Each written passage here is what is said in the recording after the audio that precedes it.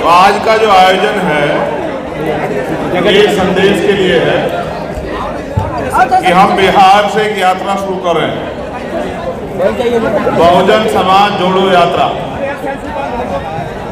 क्योंकि बिहार महामानव तथा अद्भुत और महावीर की धरती है।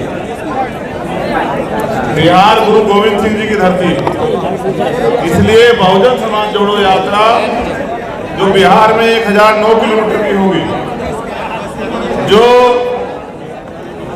चंपारण से शुरू होके कैमूर और पटना खत्म होगी, और ये पूरी यात्रा पैदल यात्रा होगी। इस अवसर पे गांव-गांव हमारे साथी जाके हमारे प्रदेश अध्यक्ष दोनों, हमारे प्रभारी जी और तमाम जितने हमारे पार्टी और संगठन के वरिष्ठ नेता के नेतृत्व में पिछले 7-8 साल की केंद्र की सरकार और यहाँ की सरकारों के राज में जो अन्याय अत्याचार हुआ है उसको आम जनमानस तक पहुँचाने का काम करेगी और अपने लोगों को होशियार करेगी। क्योंकि ये लोकतांत्रिक देश है और इस देश में आज भी हमें तमाम तरह की बुनियादी सुविधाओं के लिए मजबूर होना पड़ता है। मैंने बिहार की बाढ़ भी देखी और मैंने बिहार के तमाम तरह के अन्याय भी देखे, और रोज यहाँ अन्याय अत्याचार, हत्या, बलात्कार जारी रहते हैं। तो मैं समझता हूँ कि अब हमें एक जाति से नहीं, टूटे हुए बहुजन समाज में भाईचारा पैदा करके, और जो वर्तमान के हालात जिसमें जाति का जनगणना होनी चाहिए, जिसमें जिसकी इतनी संख्या भारी, उस हिसाब से हिस्सेदारी के हिसाब से जो है 100% आरक्षण लागू होना चाहिए। रोटी कपड़ा मकान के साथ एजुकेशन और हेल्थ और सभी के लिए रोजगार की व्यवस्था होनी चाहिए। महिला सुरक्षा और तमाम मुद्दे रहेंगे। तो मीडिया के साथियों के लिए इतना ही आज के अवसर पर मैं कहूँगा कि हमारे तमाम कार्यकर्ताओं ने मेहनत करके इस यात्रा की शुरुआत कर रहे हैं वो लोग फरवरी में। ये यात्रा 6 फरवरी से शुरू होगी और इसके बाद 31 दिन की यात्रा, उसके बाद पूरे देश में हम लोग यात्रा जो है निकालेंगे।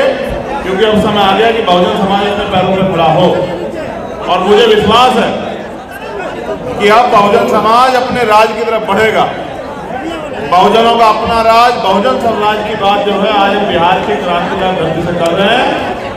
इस यात्रा के बाद जो आंदोलन शुरू होंगे उससे इस देश में बहुजन समाज के लोगों का राज है। धन्यवाद।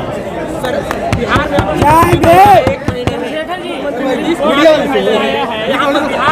दलितों की पार्टी है, चिराग पासवान की, तो फिर आपको क्यों प्राथमिकता देगी दलित समाज? बिल्कुल नहीं देनी चाहिए। काम को प्राथमिकता मिलती है। मैं समझता हूं कि हमारा काम, हमारी पहचान, जो लोग यहाँ बैठे हैं ये अपने आप तय करेंगे कि वो किसको प्राथमिकता देने वाले हैं। क्योंकि वो जानते हैं कि अगर कहीं भी अन्याय होता है तो भीम आर्मी और आजाद समाज पार्टी खड़ी होती है, बाकी लोग अपने निजी स्वार्थों में घर बैठे रहते हैं। यहाँ भी दलितों की खाल खींची जा रही है, और जिन नेताओं की बात इन पार्टियों की आप करें उनसे पूछे कभी उनका दुख पूछा भी है। तो मेरी किसी शिकायत नहीं है। मेरी शिकायत अपने लोगों से है कि वो अपने पैरों पर खड़े हो जाएं और अब कुछ पूछ बनने का काम खत्म करें और शासक बनने के लिए मेहनत करना काम शुरू करें। आरक्षण को लेकर ऊपर आप क्या कहते हैं? मैंने कल ही अपनी बात रखी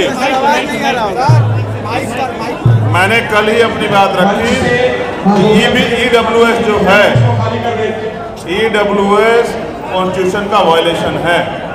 संविधान में जो आरक्षण का प्रावधान है वो शैक्षिक पिछड़ापन और प्रतिनिधित्व के आधार पर है, सामाजिक पिछड़ेपन के आधार पर, आर्थिक आधार पर नहीं है। पूरा हथकंडा जातिगत आरक्षण को खत्म करने के लिए मैं इसका विरोध करता हूं। क्योंकि जो चीफ जस्टिस हैं यूयू ललित, जो उस बैच में थे, उन्होंने भी इस बात को कहा कि अगर आर्थिक आधार पर आरक्षण दिया जाता है और वो उसका आधार गरीबी है, तो गरीबी में तो SC, ST, OBC के लोग भी आते हैं, जिससे तो जातिवाद होगा और ये संविधान की मूल भावना के खिलाफ है। तो मैं चीफ जस्टिस की बात का समर्थन करते हुए कहता हूं कि वो जो पूरा फैसला है वो जाति की जो संभावना है, जाति का जो प्यार है, उसको मद्देनजर रख के किया गया है। क्योंकि SC, ST, OBC का कोई जज उनमें नहीं है, सब स्वर्ण जाति के जज हैं।